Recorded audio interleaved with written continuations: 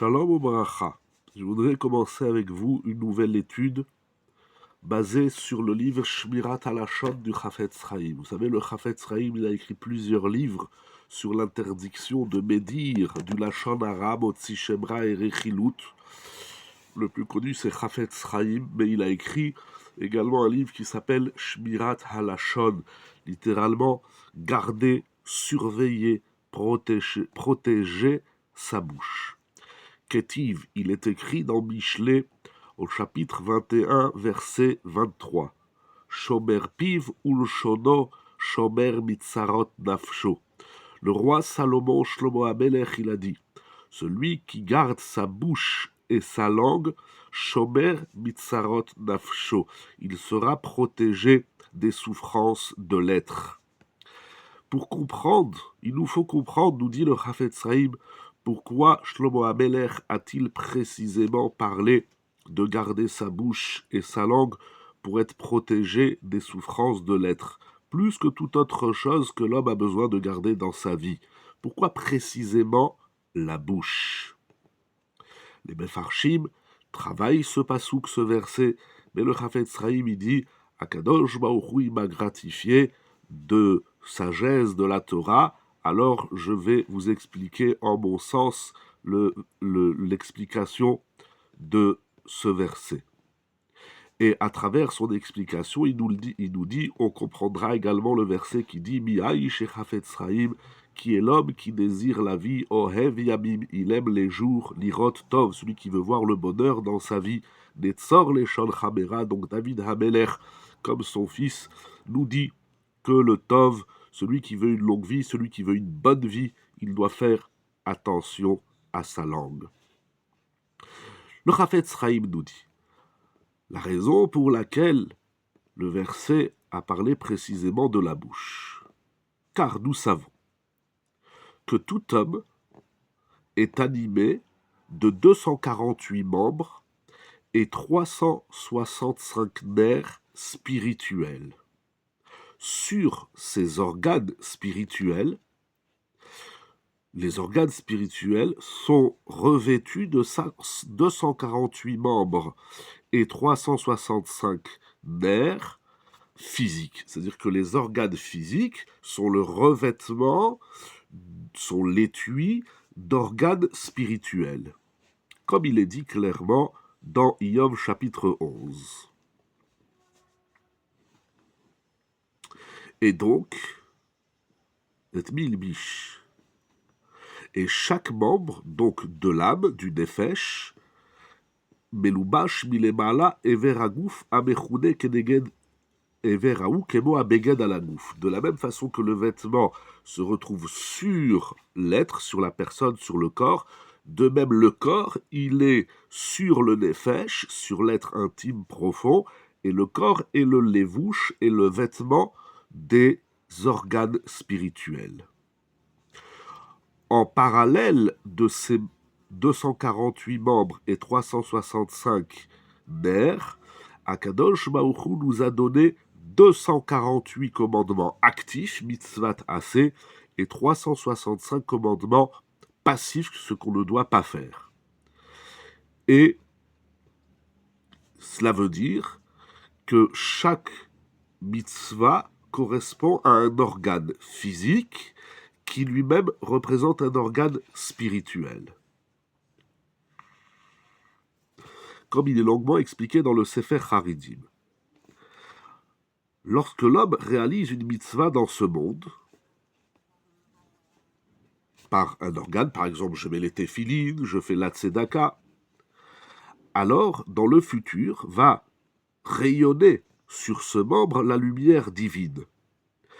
Et cette lumière, c'est elle qui donne la vitalité à l'organe, et ainsi de suite chaque mitzvah. Donc lorsque l'homme réalise les 248 commandements actifs, assez, alors il est l'homme parfait, sanctifié à Dieu dans tous ses membres. Comme il est dit dans la paracha du Tzitzit, vous ferez tous mes commandements et vous serez saints.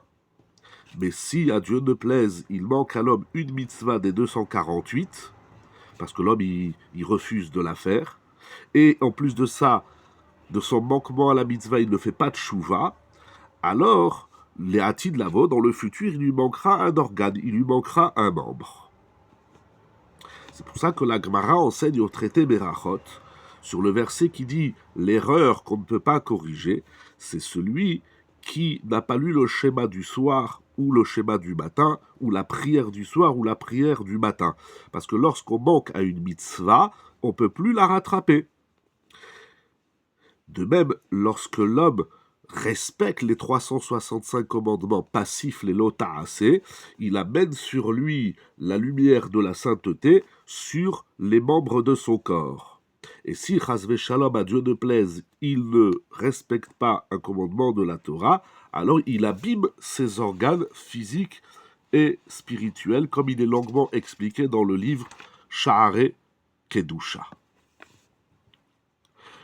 De cela, à partir de cela, tout homme peut comprendre combien doit-il être vigilant et faire attention de respecter les 613 commandements de la Torah de toute sa force, mais Chol Kocho, il faut s'investir durant toute sa vie, parce que c'est les mitzvot qui attirent à l'homme la vitalité de l'éternité dans son être. C'est pour cela, nous dit le Chafetz Chaim, qu'il est dit dans la paracha de Acharemot, vous garderez mes préceptes et mes lois, que l'homme fera vachai baem.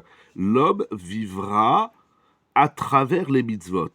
C'est pas écrit l'homme y vivra grâce aux mitzvot, mais baem, vachai baem, velokti vachai ba'avuram, pour nous indiquer que la lumière de la mitzvah, elle est elle-même la vitalité de l'être dans les Hatid Lavo, dans le futur.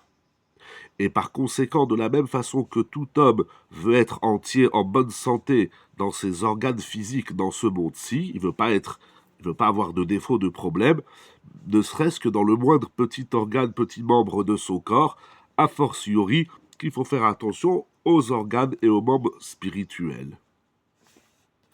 Ou biprat beinyan shmirat halashon.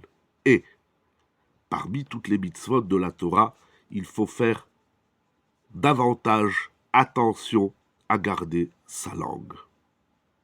Parce que si, chasvé shalom, l'homme dit du lachon hara dans ce monde-ci, il fait partie de ceux qui racontent, qui médisent du mal. Donc s'il médit, il ne se retient pas d'en écouter. Comme ça, puisqu'il aime parler sur les autres, alors il aime aussi écouter, comme ça ce qu'il va entendre, il va le répéter. Parce que tel est le comportement du colporteur, c'est d'aller entendre ce que chacun a à dire pour pouvoir le répéter, pour pouvoir vendre sa marchandise. C'est pour ça que d'ailleurs le colporteur, on l'appelle le rochel. Rochel, c'est le marchand ambulant, donc il va dans un endroit, il achète la marchandise, il va ailleurs, il vend sa marchandise.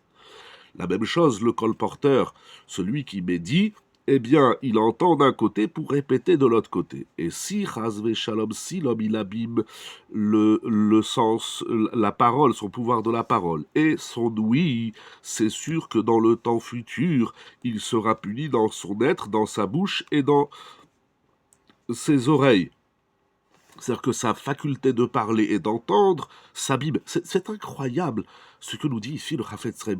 Quand on dit du lachon hara, d'abord ça veut dire qu'on aime l'entendre, et donc on abîme ses deux sens. Dire du lachon hara, certes ça fait du mal à la personne sur laquelle on a parlé, mais on abîme physiquement et spirituellement le pouvoir de la parole et le sens de l'ouïe.